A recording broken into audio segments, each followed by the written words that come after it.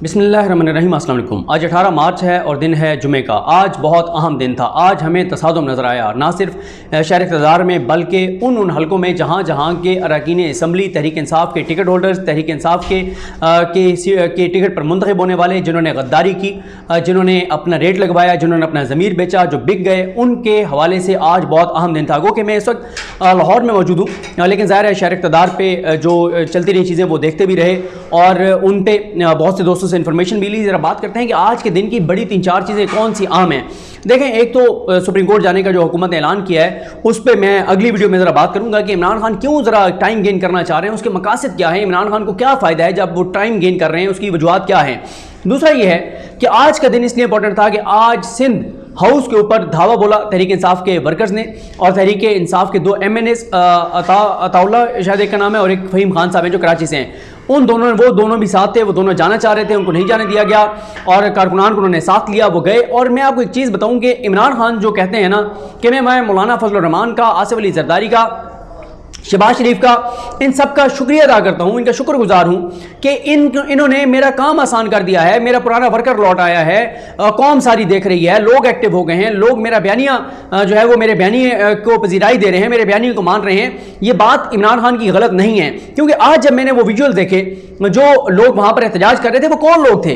वो कुछ जो पहले कारकुनान गए, ये तो चले बाद में पहुँचे ना, जो MNAs हैं। पहले जो वर्कर वहाँ पर मुसलसल एहतजाज कर रहे थे, उनमें एक प्रोमिनेंट चेहरा जो मुझे नजर आया वो राय तनवीर खरल का था। राय तनवीर खरल जो है वो तांदलियां वाला से PTI के रहनुमा हैं, उनको टिकट नहीं दिया गया, बड़ी ज्यादतियां हुई, उनको ये 3.5 साल जो हुकूमत के गुजरे उनको इंगेज नहीं किया गया, बड़ी उनकी कुर्बानियां हैं, सब कुछ है वो। लेकिन आज जब इमरान खान साहब पर मुश्किल वक्त आया है तो वही राय तनवीर खरल आगे आए हैं, वो कारकुनान के साथ आए हैं, वो पुराने लोग सामने आए हैं जो नजरियाती वर्कर थे।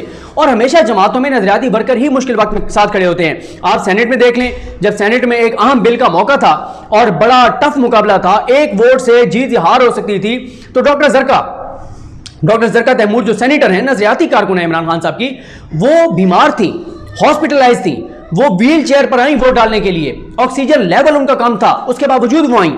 तो बात यह है कि फिर इस तरह के आपके जो नजरियाती कारकुन होते हैं वही एंड के ऊपर काम आते हैं, और इस तरह के जो मुख्तलिफ पार्टी से आप लोग लेते हैं। लेकिन ये इस पे अलग बात हो सकती है, ये भी जाहिर है पाकिस्तान के पार्लिमानी निज़ाम की गंदगी है, गलाजत है, खबासत है, मजबूरी है कि आपने ओल्ड पोलिटिकल फैमिलीज के लोगों को लेना है, विनिंग हार्सेस को लेना है, वरना तो आप इक़्तिदार में आ ही नहीं सकते, आपको कंप्रोमाइज़ करने पड़ते हैं। बहरहाल आप कंप्रोमाइज़ के बगैर नहीं आप इलेक्शन जीतने की पोजीशन में होते, और कंप्रोमाइज़ तहरीक इंसाफ ने किए।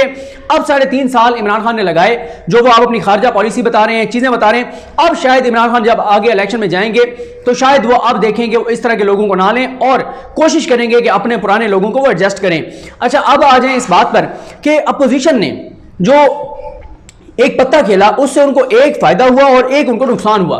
फायदा क्या हुआ? उन्होंने पता क्या खेला? उन्होंने जब ये देखा कि हुकूमत जो है वो शायद ऑपरेशन करे, शायद धावा बोल दे, शायद कोई पुलिस आ जाए, कोई फोर्स आ जाए सिंध हाउस में, ये देखने के लिए कि कहीं हमने अगवा तो नहीं किया हुआ MNAs को, तो उन्होंने पहले ही मीडिया को ले जाकर और सारे चेहरों को सामने ले आए। उसका एक उनको फायदा जरूर हुआ, उससे यह है कि नंबर गेम में इमरान खान के लिए चीजें टफ हो गई। मैसेज ये चला गया कि इतने लोग नाराज जरूर हैं तहरीक इंसाफ के कि इत्तेहादी नहीं भी आते तो कम से कम जो है वो अपसेट अपोजिशन कर सकती है। ये अलग बात है कि वो वोट डाल सकेंगे नहीं डाल सकेंगे, वो जरा बात करेंगे। जो मामला सुप्रीम कोर्ट जा रहा है, क्या जा रहा है, क्यों जा रहा है, क्या इम्कानात हैं, उस चीज पर आते हैं। लेकिन ये बहरहाल सियासी मैदान में इमरान खान साहब को जरूर धचका दिया अपोजिशन ने। लेकिन अपोजिशन को नुकसान क्या हुआ? 2 नुकसान हुए। एक तो इमरान खान के बयानिए को तकबीयत मिल गई कि इमरान खान तो कह रहे थे कि जमीर खरीद रहे हैं, मंडियां लगा रहे हैं, बोरियों के मुंह खोले हुए हैं, सिंध के सरकारी पैसे से जमीर खरीद रहे हैं, मेरी हुकूमत को गिराना चाहते हैं, बैरूनी एजेंडा है, बाहर से उन्होंने पैसा लिया हुआ है, बाहर से इनको पैसा मिल रहा है। और देखें, बाहर से पैसा मिलने की आपने इससे पहले मेरी वीडियो देखी होगी जो ईसा नकवी साहब के साथ मैंने की कि एक आलमी रहनुमा कह रहा है कि मेरी अमेरिका से लड़ाई हो गई है, अब मेरे पास 3 ऑप्शन है, जेल, मौत या जीत, इसके अलावा मेरे पास ऑप्शन नहीं है। देखें, मैं आपको एक मिसाल देता हूं कि अगर जो मुल्क पाकिस्तान को डिस्टेबलाइज करना चाहते हैं, पाकिस्तान में अदम इस्तेहकाम चाहते हैं, पाकिस्तान को कमजोर करना चाहते हैं, CPEC को खराब करना चाहते हैं, चाइना की दुश्मनी करना चाहते हैं, पाकिस्तान को जो है वो क्योंकि एक न्यूक्लियर पावर है, मुस्लिम मुल्क है, और इमरान खान साहब इस्लामोफोबिया समेत आलमी फोरम्स के ऊपर जिस तरह से मौक़िफ़ अपना रहे हैं, अगर कोई भी बैरूनी ताकत पाकिस्तान को डिस्टेबलाइज करना चाहती है, कमजोर करना चाहती है, सिर्फ $1 अरब, जो कि वो सैकड़ों अरब डॉलर खर्च करते हैं मुल्कों में, जंगों में, बल्कि आप अफगानिस्तान में देखिए कितना खर्च किया, कोई हिसाब नहीं है उसका। $1 अरब भी वो पाकिस्तान में भेज दें तो ये 180 अरब रुपए पाकिस्तानी बनते हैं $100 के रेट से, या 175 अरब बनते हैं। 175 अरब रुपया भी कोई मुल्क दे दे और यहां पे बिकने के लिए तो तैयार है, हमारी सियासी जमातें आपके सामने है सूरत हाल, वो एक अरब भी 12, 14, 15 बंदों को दे तो उनकी तो जिंदगी संवर जाएगी, और बेचने के लिए वो खुद को तैयार हैं, आपने देख लिया। यानी हल्के वाले लोगों की तो चलो फिर भी वो गद्दारी कर रहे हैं, कि उनके पास जस्टिफिकेशन है, मखसूस नशिस्तों वाले गद्दारी कर रहे हैं। लेकिन एक तो ये इनको नुकसान हुआ कि इमरान खान का बयानिए को तकबीयत मिली, दूसरा इनको नुकसान ये हुआ कि उन लोगों के घरों का जो घेराव हो रहा है, जो गैज़ो गज़ब अवाम के सामने आ रहा है, उससे बाकी लोगों का मैसेज आ रहा है कि भाई जो भी जाएगा इमरान खान से गद्दारी करेगा, बगावत करेगा, उसके लिए हालात बहुत टफ होंगे। और ये बात ध्यान में रखें, अभी इमरान खान ने कोई कॉल नहीं दी, इमरान खान की कॉल देने से पहले ही पूरे मुल्क की सूरत हाल आपके सामने है, और जो कुछ रेड जोन में हो रहा है, जो कि सिंध हाउस में हो रहा है, उसका OIC पे फर्क पड़े के ऊपर असर हो सकता है। जो इंतशार की सूरत हाल है, इदारे इस वक्त बहुत एक्टिव हो चुके हैं इसी वजह से, क्योंकि जाहिर है OIC जो है वो रियासत का मामला है। और फवाद चौधरी साहब ने कहा है कि ये जो आपने गंद यहां पर जो इकट्ठा किया हुआ है, जो बिकाऊ माल यहां पर इकट्ठे किया हुआ है, इस बिकाऊ माल को कहीं और आप शिफ्ट कर दें, ताकि यहां पर किस किस को हम रोकेंगे, किस किस कारकुन को रोकेंगे। और मैं आपको एक और चीज बताऊं कि इस वक्त अवाम का गैज़ो गज़ब इतना है कि बगावत करने वाले, बिकने वाले ये अरकान असम्बली खुद तो चूहों की तरह छुप के बैठे ही हैं। इनके हलकों में आज इनमें किसी भी इनके MNA का कोई फैमिली मेंबर घरों से नहीं निकला। खैर, आधों ने तो अपनी फैमिली को इस्लामाबाद शिफ्ट कर दिया है, 2 ने अपनी फैमिलीज को बाहर भेज दिया है, बाकी किसी के कोई भाई बच्चों में से कोई बाहर नहीं आया। आज हलकों में कोई नहीं निकला, अवाम बाहर थी, कारकुन बाहर थे, और उसकी वजह यह है कि लोग इनसे अब नफरत करने लग गए कि इन्होंने वोट हमने दिए एक टिकट के ऊपर, एक लीडरशिप के नाम के ऊपर, और ये मुश्किल वक्त में उन्हीं के खिलाफ खड़े हो गए पैसा लेकर।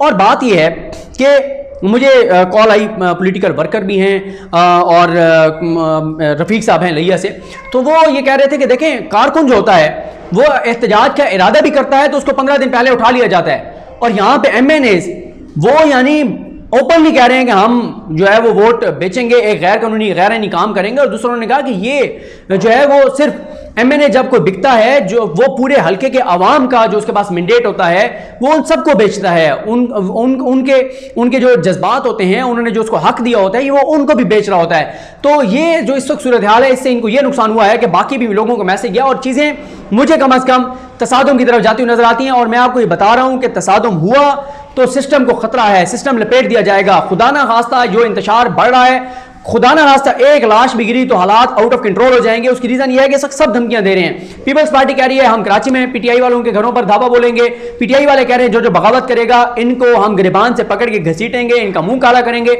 लेकिन एक चीज मैं आपको बता दूं, 1-2 की अगर अवाम ने पकड़ के उनको घसीट दिया तो ये लोटे करेंसी काफी हद तक पाकिस्तान में कम हो जाएगी। उसके बाद सोचेंगे सब लोग कि हमने इस तरह से बिकना है या नहीं बिकना, और ये कोई बईद नहीं है।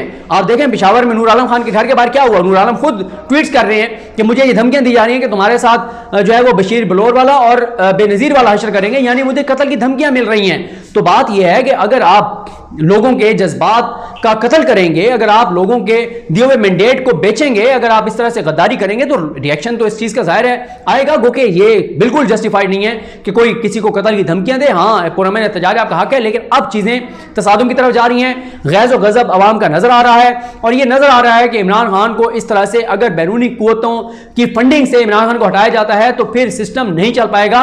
और मैं आपको बता रहा हूं कि ये इनके बस की बात नहीं है इमरान खान का मुकाबला करना।